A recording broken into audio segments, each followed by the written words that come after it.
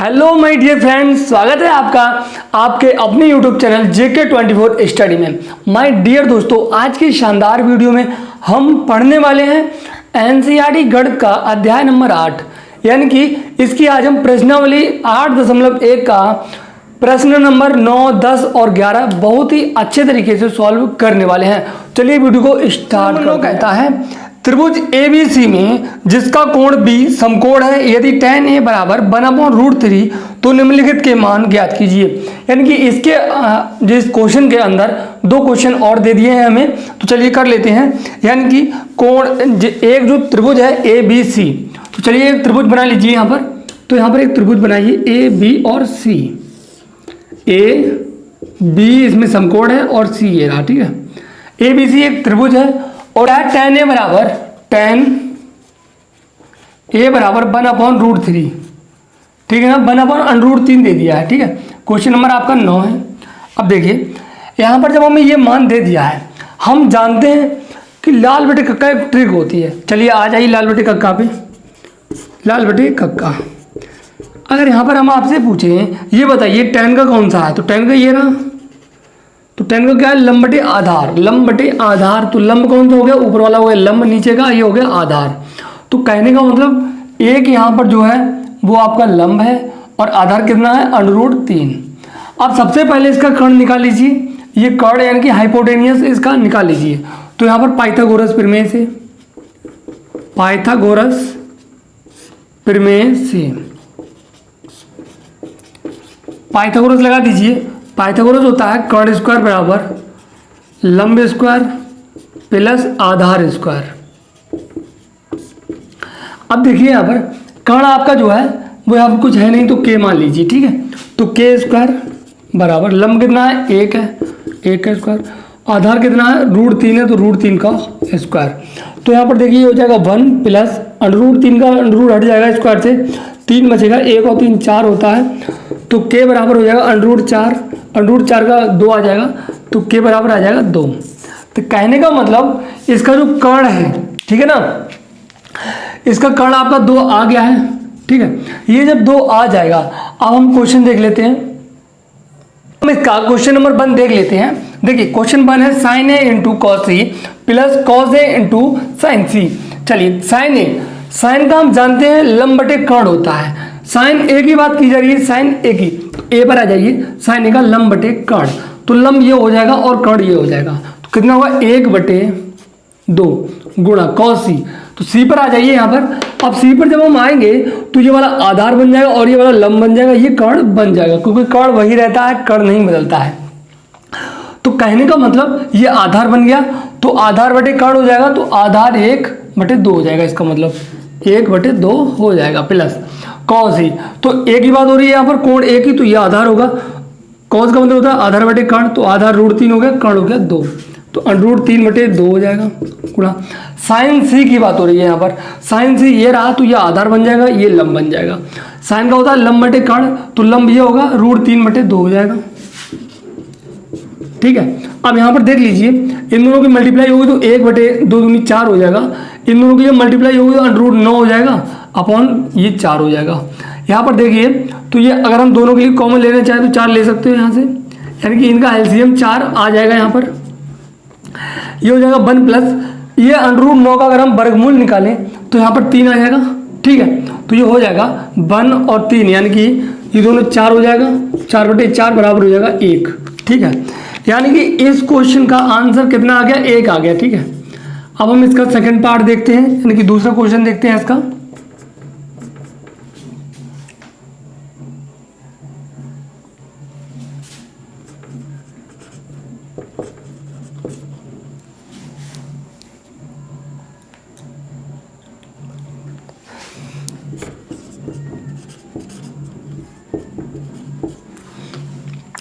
अब देख लीजिए, हमने इसका क्वेश्चन नंबर 2 लिख लिया है, यानी कि cos A × cos C minus sin A × sin C।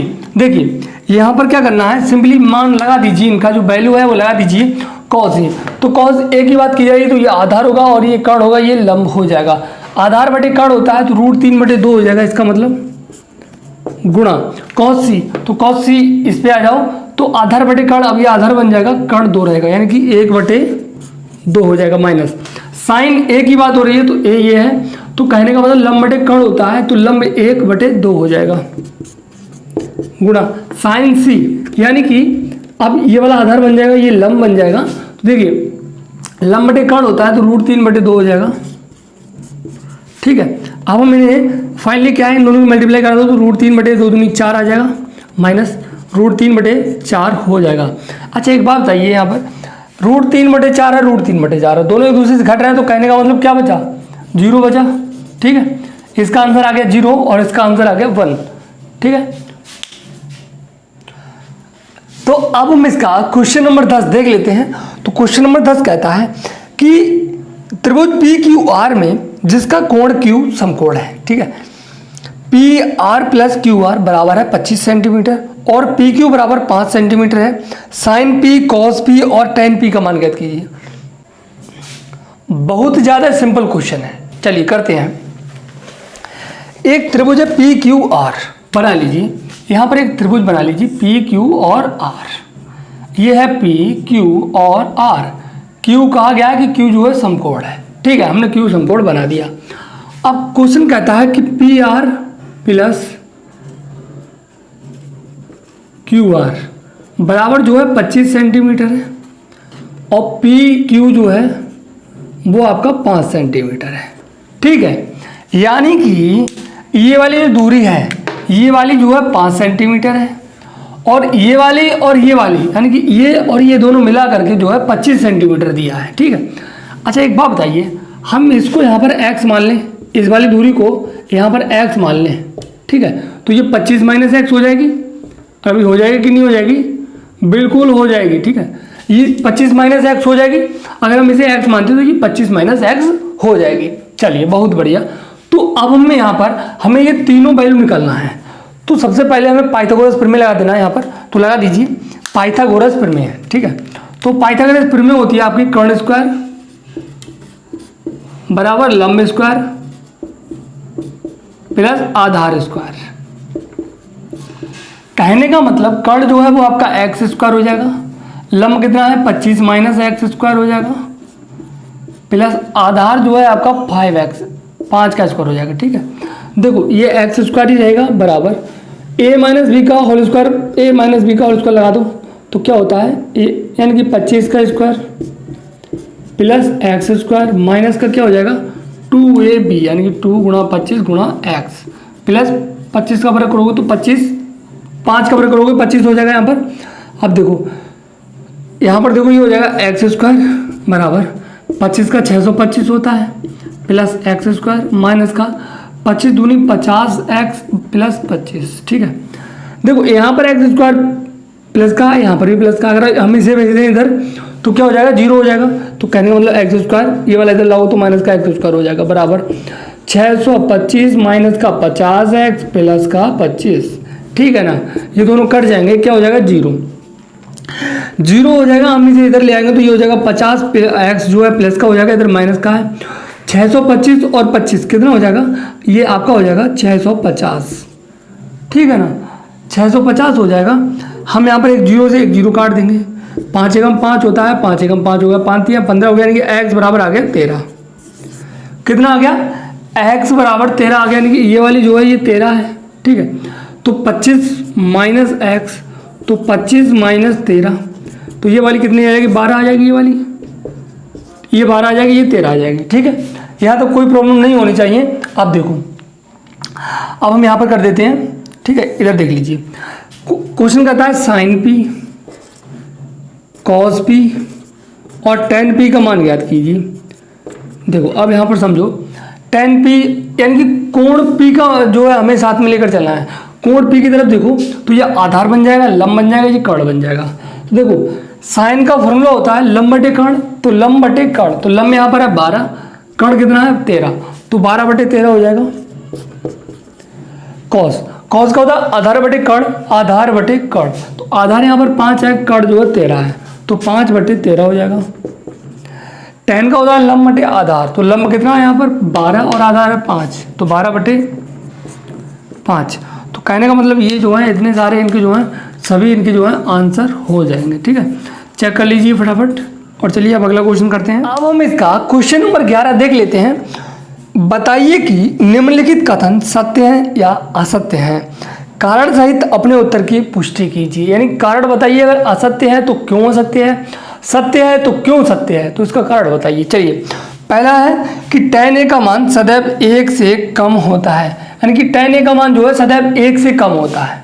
ठीक है, तो असत्य हो जाएगा। पहला इसका जो है असत्य हो जाएगा। ठीक है, असत्य है क्योंकि tan 0 का मान 0 होता है, tan 30 का मान 1/√3 होता है, tan 60 का मान √3 होता है, tan 45 का मान 1 होता है। ठीक, tan 90 का मान इनफाइनाइट होता है, यानी कि अपरिभाषित होता है। ठीक है ना, इसलिए ये असत्य हो जाएगा। दूसरा देख लीजिए, दूसरा है कोण a के किसी मान के लिए sec a बराबर 12/5 है। ये बिल्कुल सत्य हो जाएगा, आपका सत्य हो जाएगा।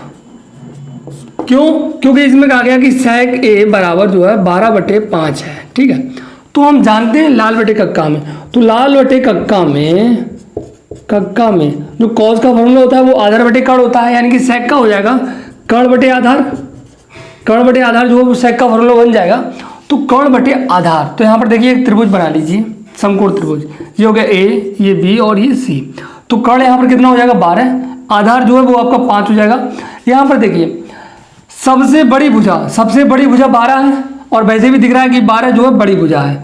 ठीक है, तो इन दोनों भुजाओं का योग होगा। ठीक है ना, यानी कि 5 में हम कुछ जोड़ेंगे तभी तो 12 होगा, समझिए। तो ये इन दोनों का योग है, तो कहने का मतलब इसलिए ये सत्य है कि इसका जो कर्ण है बिल्कुल सही आ रहा है। ठीक है, क्वेश्चन नंबर 3 है कॉस ए कोण ए के कोसिकेंट के लिए प्रयुक्त एक संक्षिप्त रूप है।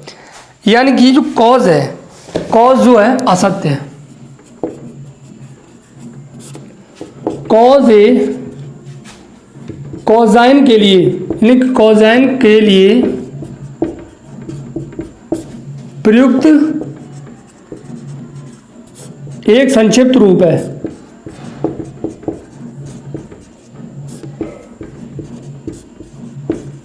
ठीक है ना, चलिए क्वेश्चन नंबर 4 देखते हैं।